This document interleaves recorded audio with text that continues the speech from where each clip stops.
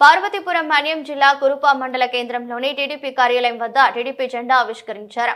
అనంతరం టీడీపీ మండల కన్వీనర్ కలిశెట్టి కొండయ్య ఆధ్వర్యంలో ఘనంగా జరిగిన టీడీపీ 43వ ఆవిర్భావ దినోత్సవానికి ముఖ్య అతిథిగా విచ్చేసిన ఎమ్మెల్యే తోయక జగదీశ్వరి మాట్లాడుతూ ఎన్టీఆర్ ఆశయాలు నెరవేర్చే విధంగా ముఖ్యమంత్రి చంద్రబాబు నాయుడు ప్రజల కోసం అహర్నిశలు కష్టపడుతున్నారన్నారు.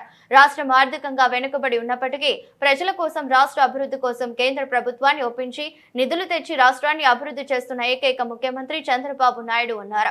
ప్రతి ఒక్కరూ ఎన్టీఆర్ ఆశయాల కోసం కష్టపడి పనిచేయాలని తెలిపారు.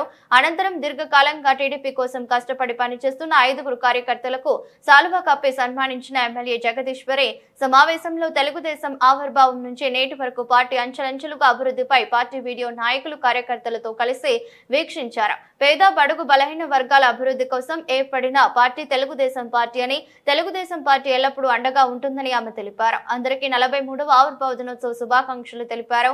ఏఎంసీ చైర్మన్ కండ్రక కళావతి, మండల convener K V Kondaiah, Tricor board director Puvvula Lavanya, మాజీ ఏఎంసీ చైర్మన్ కోల రంజిత్, మాజీ ఎంపీపీ రమణమూర్తి, తెలుగుదేశం పార్టీ నాయకులు, కార్యకర్తలు పాల్గొన్నారు. ప్రతి తెలుగుదేశం పార్టీ నా కుటుంబ సభ్యులకందరికీ పేరు పేరున నా హృదయపూర్వక నమస్కారాలు తెలియజేసుకుంటున్నాను. ఈరోజు 43వ వసంతాలు పూర్తి చేసుకుని కోటి సభ్యత్వాలు చేసిన ఘనత దేశంలో ఎన్నడూ లేనటువంటి ఈసారి కోటి సభ్యత్వాలు చేశారంటే నిజంగా కార్యకర్తల్లో ఎంత ధైర్యము, ఎంత మనోబలం ఉందో అందరం గ్రహించాలి.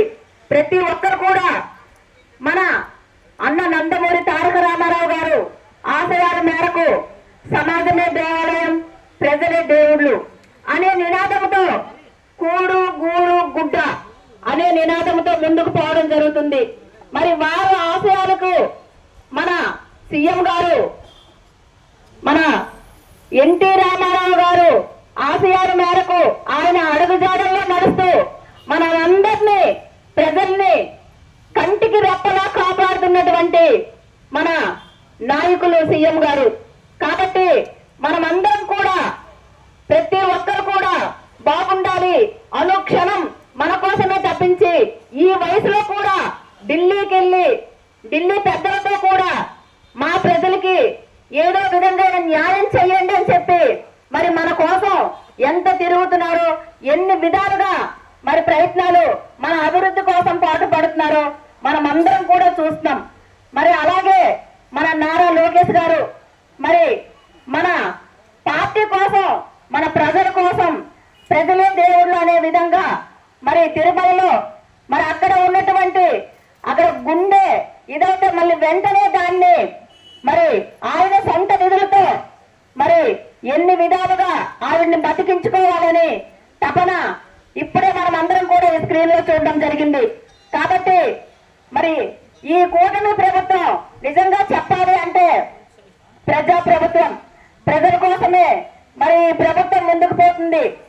ఎన్నడూ జరగనటువంటి అభివృద్ధి కార్యక్రమాలు, అలాగే సంక్షేమ కార్యక్రమాలు మరి ఇప్పుడు జరుగుతున్నాయి. ఈ 9 నెలల్లోనే ఎన్ని కార్యక్రమాలు జరుగుతున్నాయో మీరందరూ కూడా మరి చూడడం జరుగుతుంది.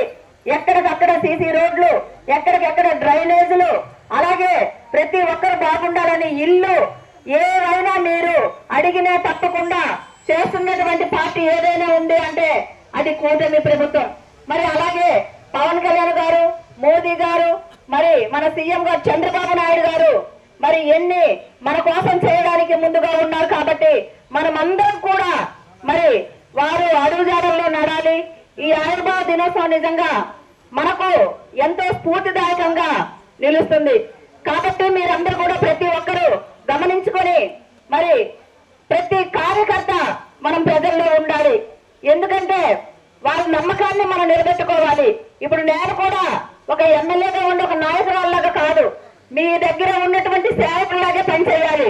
ఈ రోజు చూసుకుంటే ప్రతి ఒక్కరు కూడా మరి ఏ ఇబ్బందులు పడకుండా ఉండడానికి మన కూటమి ప్రభుత్వం ముందుకు పోతుంది. కాబట్టి మీరందరూ మాకు చేదోడు వాదోడుగా ఉండి మాకు ముందుకు నడిపించవలసిందిగా కోరుతున్నాను.